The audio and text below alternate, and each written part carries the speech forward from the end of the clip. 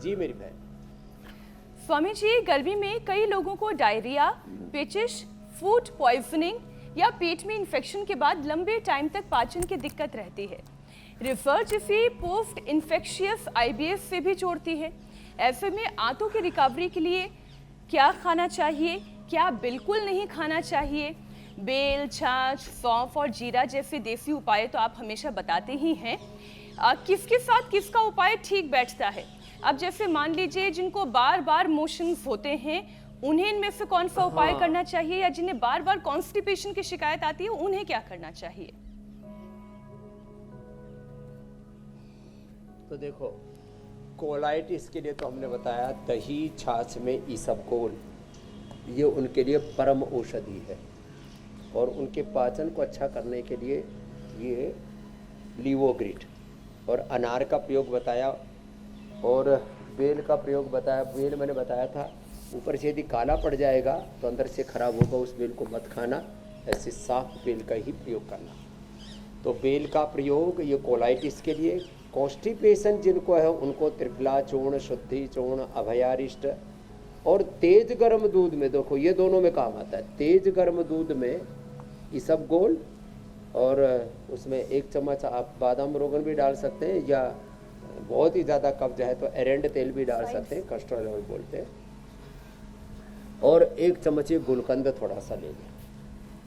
Constipation के लिए अप्रतिम है। वैसे कब्ज के लिए यह है कि जो खाएं चबा चबा करके खाएं, और ये जो टमाटर है, खीरा है, काकड़ी है, जितने भी सलाद हैं, ये सलाद भी चबा चबा करके, जितना शाक सब्जियां ज़्यादा खाएंगे, जितना फल ज़्यादा खाएंगे, उतना ही ज़्यादा आपका कॉन्स्टिपेशन दूर होगा। चबा चबा करके खाएं। खाने के बाद ऐसे वज्रासन में बैठे, मंडूकासन, योग मुद्रासन तो खाने के बाद ही करें।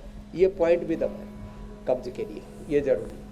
फिर गैस बनता है तो खाने के बाद छाछ में, दोपहर को छाछ, रात को खाने के 1 घंटे बाद दूध में ये सब गोल बता दिए, तेज गर्म दूध में। तो अब ये ऐसे ये पॉइंट दबाना, ये जो पॉइंट है पिंडलिया, काफ मसाज तो हम नेचुरोपैथी में बहुत ज़्यादा करते हैं। फिर जिनको कब्ज है उनको सर्वकल्प कायाकल्प का हम वो कराते हैं, बस्ती उसको कहते हैं एनिमा। और जिनको कोलाइटिस है उनको छाछ की बस्ती कराते हैं। और तक्रकल्प सुबह शाम कुछ भी नहीं देते, सुबह से शाम तक 1 से 2 लीटर, और भी जो ज़्यादा पी सके तो 3 लीटर तक केवल छाछ पिलाते हैं। इसको तक्रकल्प कहते हैं। तो तक्रकल्प जो है ये कोलाइटिस के लिए, और सुबह से शाम तक दूध ही पिलाते हैं, ये कब्ज के लिए। उससे पूरी आंतों की तराई हो जाती है, रात एकदम फर्स्ट क्लास हो जाती है। जिनको कब्ज है उनको ये भी रात को भिगो के सुबह, या सुबह भिगो के रात को, खाने के बाद रात को पिला देते और सुबह उठते ही पी लेते हैं। ये बहुत ही ज़बरदस्त होता है, इसको पीना भी। अमलतास, तो ये भी बड़ा अच्छा है कब्ज के लिए। तो अमलतास इसको बोलते हैं, अमलतास। अच्छा, कभी खाने की इच्छा हो ना जी स्वामी, मीठा, तो हमारे पास में देखो ये बेल की कैंडी है। तो ये बेल की कैंडी, अब मिठाई सब बंद हो जाती, तो ये सच में उनके लिए उसका काम करती है, मिठाई का।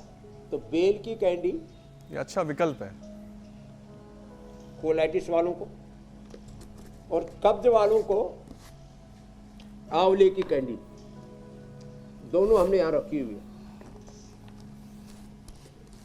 ना तो हमें कब्ज है ना कोलाइटिस, इसलिए हम तो दोनों ही खा लेते हैं। जी स्वामी जी। ये इतनी अच्छी मिठाई है स्वामी जी, आंवले की कैंडी तो हम भी अच्छी भरपूर, चीजों का सेवन करना चाहिए। हम तो भरपूर तरीके से इसका सेवन कर रहे हैं। कई बार इतना ज़्यादा होता है कि स्वामी जी मैंने बताया था आपको, ख़त्म ही हो जाता है एक ही दिन में ख़त्म। लेकिन उस पर थोड़ा सा संयम रखना पड़ेगा, नहीं तो फिर उसके भी स्वामी जी भुगतने आपके पड़ेंगे जैसे नतीजे। लोगों के लिए यही है कि थोड़ा थोड़ा लाओ, थोड़ा थोड़ा खाओ। थोड़ा खाओ